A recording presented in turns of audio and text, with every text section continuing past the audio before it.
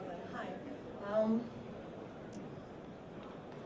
My name is Vavpotic, and I will present to you today a study that we did about a telemedicine introduction. It's actually a telemedicine system in pre-transfusion testing, and we'll talk about how much we saved in the last 2 years. Since we're not that big of a group, I will make it a little bit more interaction. Can I just ask you from which fields are you coming? So it's maybe more interesting. How many are you more from health IT? Yeah? Anybody from blood transfusion? Any? Hi.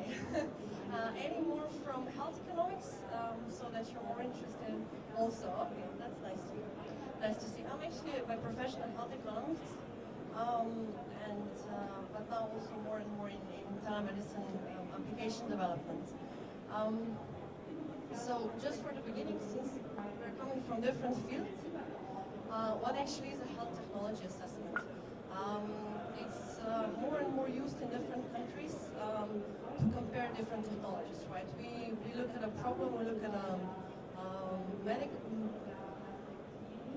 device, we look at the software or something, and we compare what was before and what new technology would actually bring in terms of costs or organizational performance, cost effectiveness, and we actually make sort of decisions whether is it viable to adopt a certain technology or not.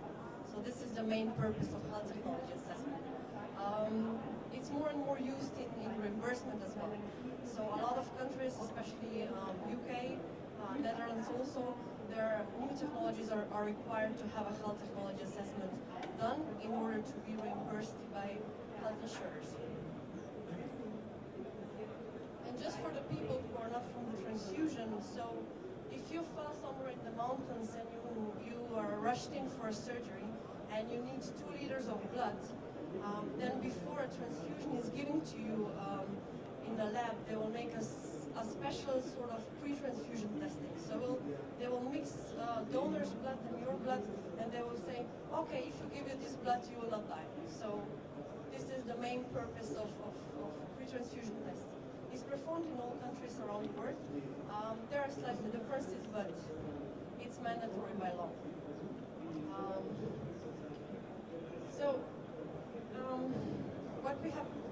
What we have in Slovenia is that there is 11, so this is the map of Slovenia, and we have 11 blood transfusion departments across the country. And what's the main problem is that some smaller sites around the country, they are very, very small. They have a couple of readouts that they need to do during the day, a lot of less readouts that they need to do during the night.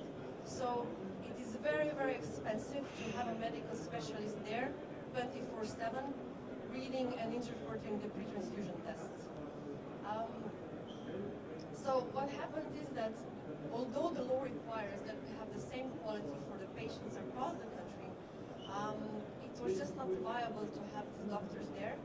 And how actually that looked in practice is that if you were if you needed blood in the northern part of the country and it happened at 2 o'clock in the morning, they actually had to call in a transfusion medical specialist who were sleeping either at home or in a nearby hospital, and they rushed him in and he looked if this is the blood that can be given to you. So we couldn't really have the same quality of service across the country.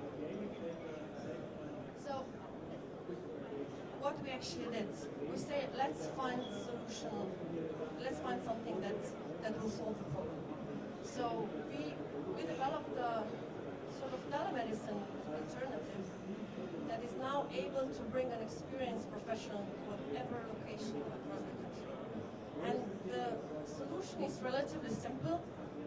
In the lab, we have it's composed of both hardware and software, and the hardware actually takes the pictures of the gel cards. So when the test is performed, they perform them in so-called, I don't have one with me, they are performed in gel cards.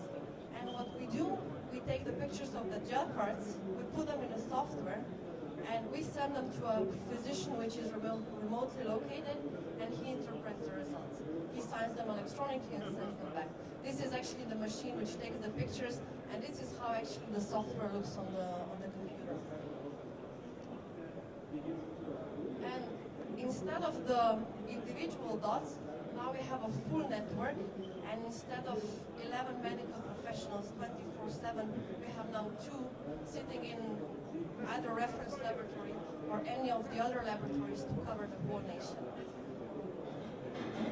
And yeah, it's 24/7 operation.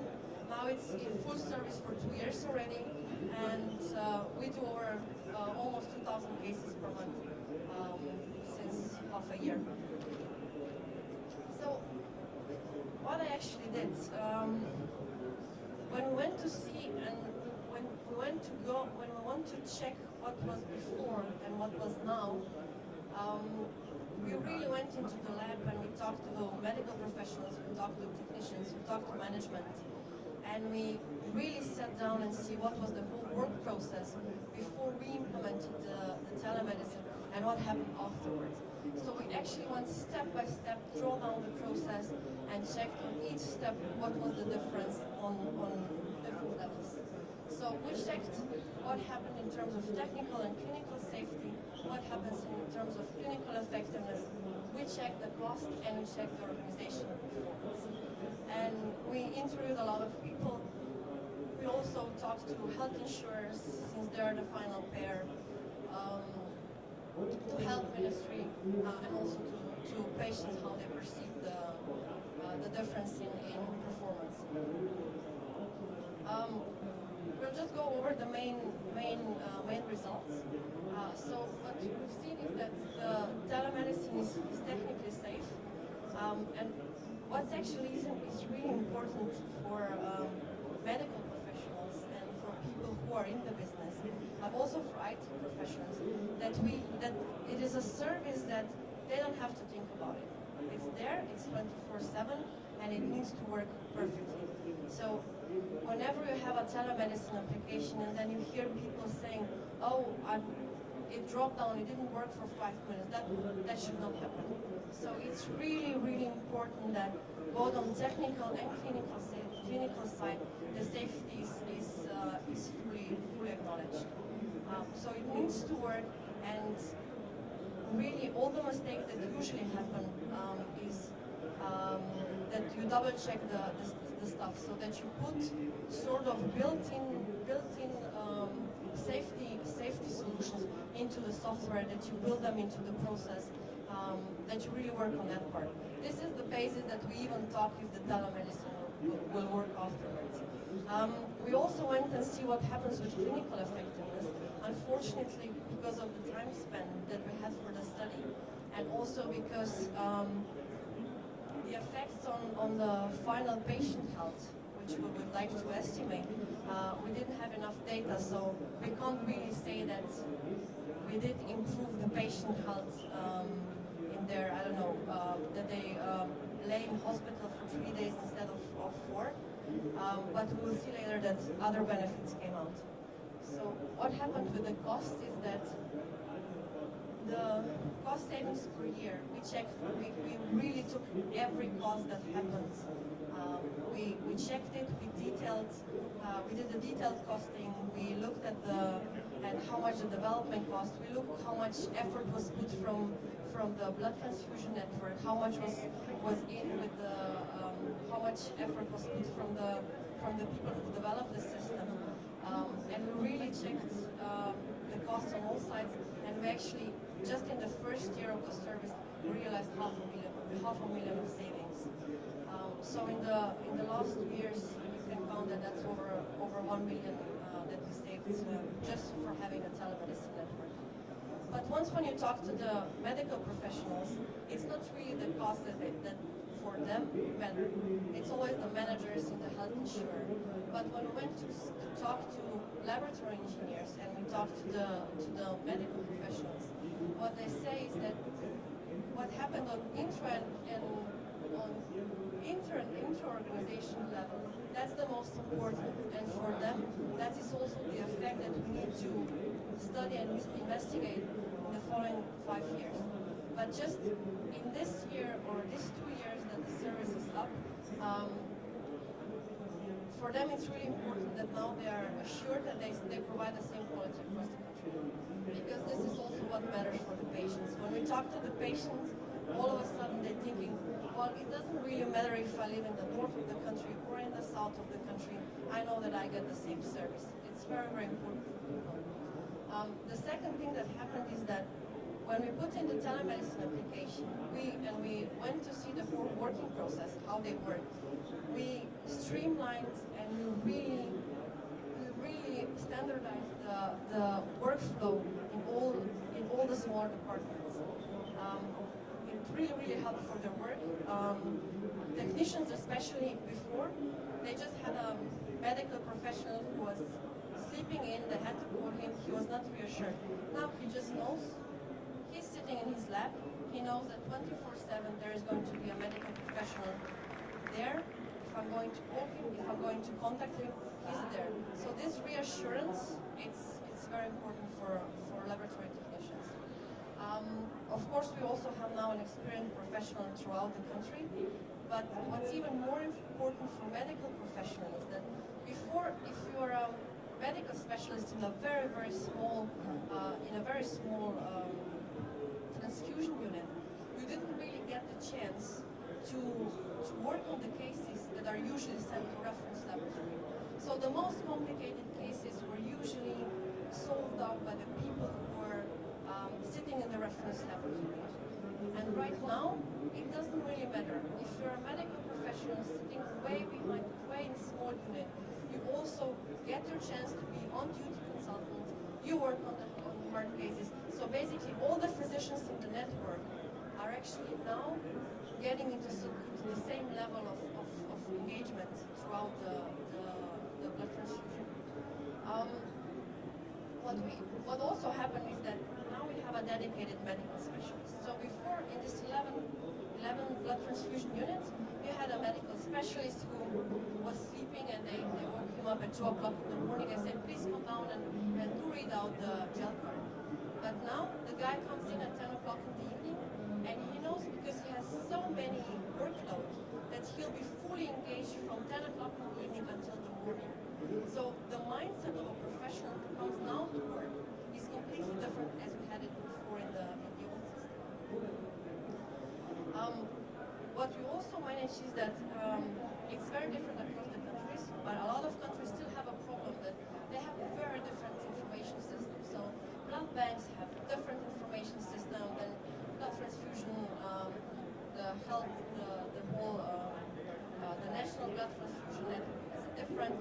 So we actually managed to sort of connect also the departments on the IT level. So it doesn't really matter now if you are picking data on patient history or we are picking data on the blood order from one system or from another. The medical specialist who is reading out the readouts, he doesn't really care. He has them all in the same manner. They're all there. That's also one of the things that was very, very important. As I mentioned before, better user experience in terms of that now they don't look at the gel cards under bad illumination, for example, or, I don't know, rushing around the lab. They just sit behind the computer. Every case is the same. It's very standardized. And also putting the additional safeguards, just some clinical safeguards that we discussed with medical professionals. They suggested it's everything is implemented in the software. So it basically helps also in terms of improving clinical effectiveness. There are some other effects that you've also seen, is that before the medical professionals all working apart, right? Everybody has his own lab, everybody works for himself, but now all of a sudden, all the medical professionals can actually see the cases across the network. So they can see, okay, this medical professional answered the test like this, would it do it differently? And especially with the problematic cases, and especially with new doctors coming in, it actually, instead of having 2 years to ramp up time for new professionals now, they actually can do the learning curve much faster, maybe in a half a year.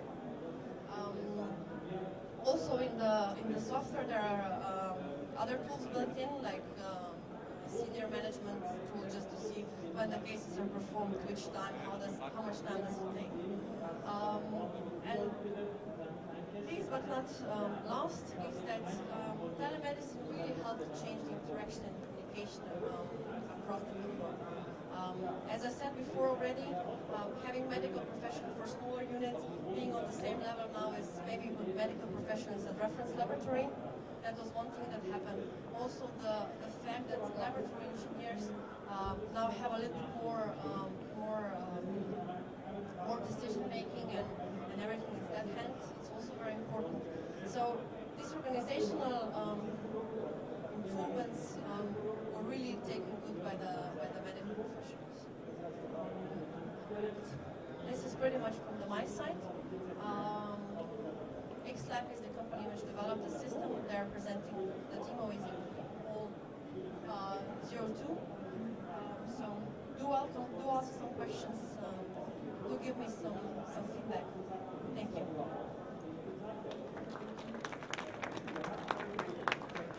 Any questions?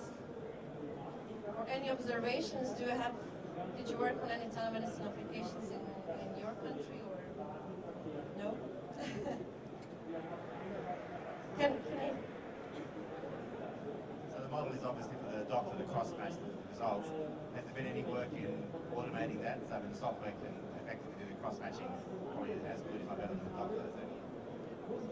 Actually, we discussed right now at Medico, it's also in Slovenia, that the smaller sites, it's just too expensive to have the automated readouts done. Of course, yeah, at the bigger laboratories, but bigger laboratories have professionals also 24/7. But we talked to several countries, also with Germany, for example. The automation is just too expensive for very local. Thank you. Any other question, maybe? No?